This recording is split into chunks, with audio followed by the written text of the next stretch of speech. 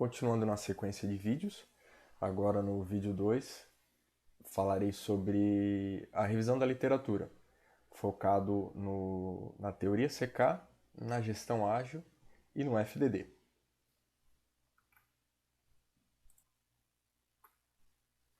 Falando sobre a teoria CK, ela foi originalmente elaborada por Hatch em 96 e consolidada com a entrada de Weil em 99.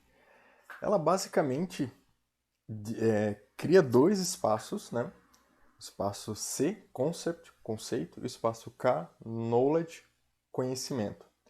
E faz interações entre esses dois espaços para desenvolver um novo produto, para resolver um problema específico. E ela faz isso através de 4 operadores. O primeiro deles é a disjunção, onde você parte do espaço de conhecimento para o espaço de conceito. O segundo deles é a conjunção, onde você parte do espaço de conceito para o espaço de conhecimento. Esses dois primeiros operadores são chamados de operadores externos. O terceiro operador é o operador CC. Ele é responsável pela expansão, partição daquele espaço C. E o operador KK, mesma coisa, mas porém no ambiente de conhecimento. Esses dois últimos são chamados de operadores internos. Toda a movimentação entre espaços e o uso dos operadores ele é melhor representado nessa figura aqui, que se chama Design Square. Essa figura foi adaptada de Hatch e Vai de 2003. Então, à esquerda, a gente tem o espaço C e à direita o espaço K. Então, o processo de design utilizando a teoria CK, o processo de desenvolvimento de um produto, utilizando essa teoria, ele começa pela disjunção, partindo do espaço de conhecimento para o espaço de conceito. Então, esse é o início. Então, ele é responsável pelo nascimento dos conceitos, né? As alternativas, e transforma as proposições de K em conceito. Então, ele acaba expandindo C com elementos de K. Na sequência, a gente tem o operador CC, que ele é responsável por organizar o refinamento progressivo e a estruturação da concepção, e ele julga a originalidade daquele novo conceito, o quão novo ele é e os valores daquele novo conceito. Criando esse novo conceito, você leva esse novo conceito para o ambiente de conhecimento através de uma conjunção para validar, para avaliar esse novo conceito. Então, ele transforma o conceito em conhecimento. E ele pode marcar o fim do processo de design. Só que isso só pode ocorrer se existir uma conjunção e que essa for considerada uma solução em relação ao espaço K.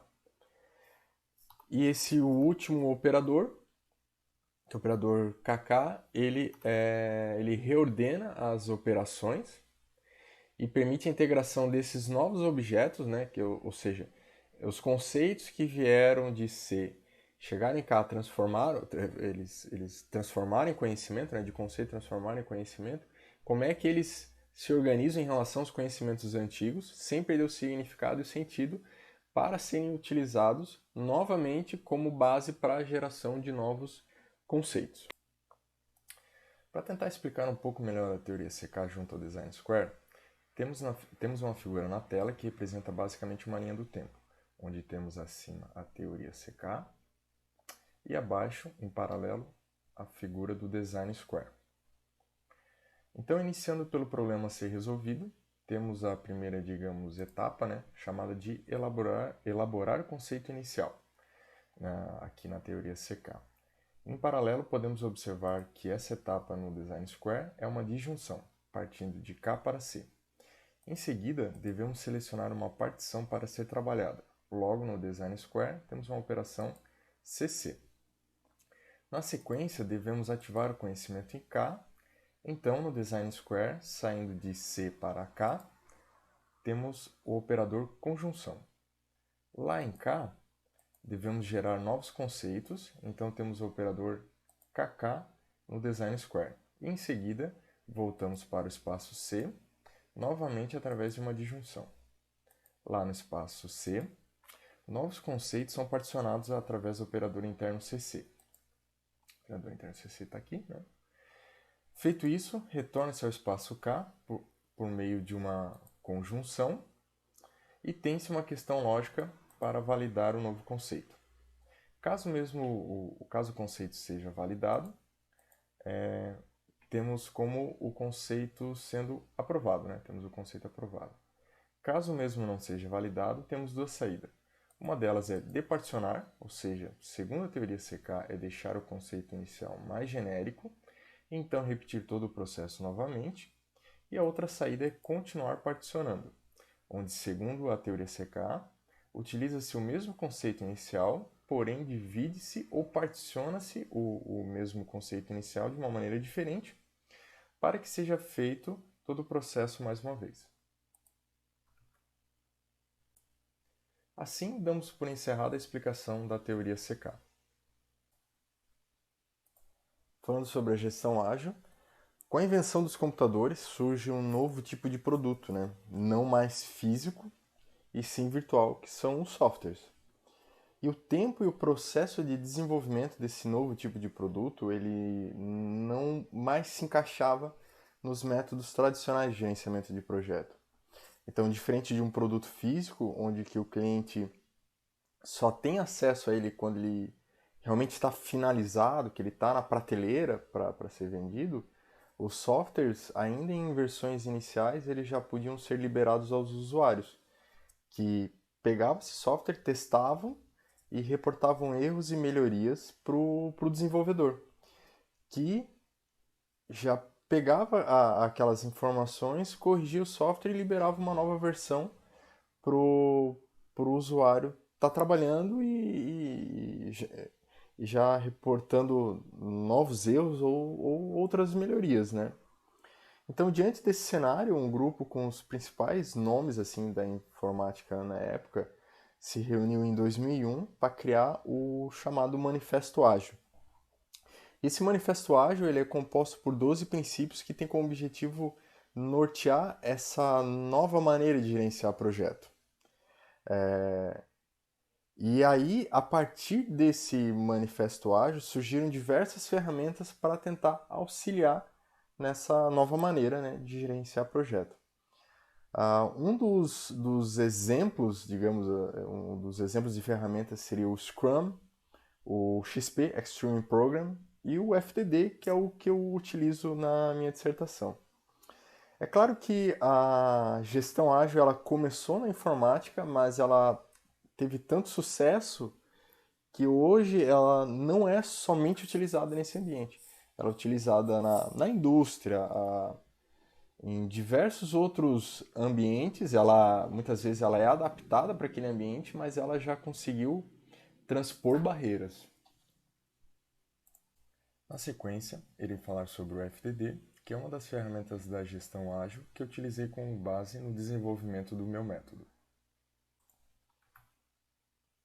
Falando agora sobre o FDD, Feature Driven Development, tradução, desenvolvimento guiado por funcionalidades. Ele é um processo de curtas interações que visa fazer entregas diferente da maneira tradicional, com um pouco mais de frequência, né? Você tem pequenas entregas e entregas constantes. Essa maneira de particionar as entregas acaba auxiliando no planejamento, na medição e demonstração desses resultados. Então fica muito mais fácil medir o progresso do projeto e com isso fazer intervenções ao longo dele para se atender às necessidades que o cliente está buscando, como o produto em si, né, ou até mesmo o prazo. As features ou funcionalidades, elas são pequenos resultados com valor para o cliente. Então, diferente dos outros gerenciamentos de projeto, onde que há situações que o time de desenvolvimento que conhece aquele produto ou conhece aquele ambiente foca em determinados aspectos que o cliente nem consegue enxergar, o FDD ele faz o contrário, ele foca muito mais no que o cliente enxerga como valor do que propriamente nos outros itens. E o que o cliente enxerga como valor, né? O que é valor para o cliente? É tudo aquilo que o cliente sabe exatamente como é. Ele consegue priorizar essa funcionalidade, ele sabe falar pelo menos o mínimo necessário sobre aquela funcionalidade e sabe se ela consegue resolver, consegue atender às necessidades do problema que ele quer resolver com, por exemplo, com aquele software, ou com aquele produto, né? Enfim. As features elas precisam ser tão pequenas ao ponto de que no máximo em 2 semanas você consiga desenvolver, implementar e entregar, sendo que a maioria delas elas são tão pequenas ao ponto de em poucas horas ou dias você já fazer essa entrega para o cliente. O FDD ele é dividido em 5 processos, né? Essa aqui é uma figura do Palmer Felsen de 2002, onde que o primeiro processo é o desenvolver um modelo geral, segundo, criar uma lista de funcionalidades, o terceiro, planejar por funcionalidades, o quarto, projetar por funcionalidade e o quinto e último, construir por funcionalidade. O método que eu estou desenvolvendo ele é baseado principalmente, né, no primeiro processo, desenvolver um modelo geral. Aqui temos uma figura adaptada do trabalho de Palmer Felsen de 2002, que representa o primeiro processo do FTD, o chamado desenvolver um modelo geral. Então esse fluxograma inicia-se com a formação de uma equipe de modelamento. Então temos a etapa Form the Modeling Team. Na sequência, né, um membro mais experiente do time é consultado para que trace as diretrizes que balizarão o desenvolvimento. Então temos essa etapa aqui, que é Conduct a Domain Walkthrough. E isso é feito, né, por meio da consulta à sua própria experiência ou a uma base de dados. Então temos a etapa Study Documents. Então são criados alguns pequenos grupos, nessa etapa Develop Small Group Models, que desenvolvem soluções em paralelo para o mesmo problema levantado. Então, depois de concluída essa etapa, um representante de cada grupo apresenta a ideia do seu grupo aos demais grupos, né? Nessa etapa aqui chamada de Develop a Team Model. Então, a melhor ideia escolhida, uma nova ideia surge da combinação dessas ideias, né? Então, temos a etapa Refine the Overall Object Model. E por fim, concluindo, né, o primeiro processo do FDD, todo o conhecimento e experiência adquirido é registrado para utilização futura nessa etapa chamada de Write Model Notes.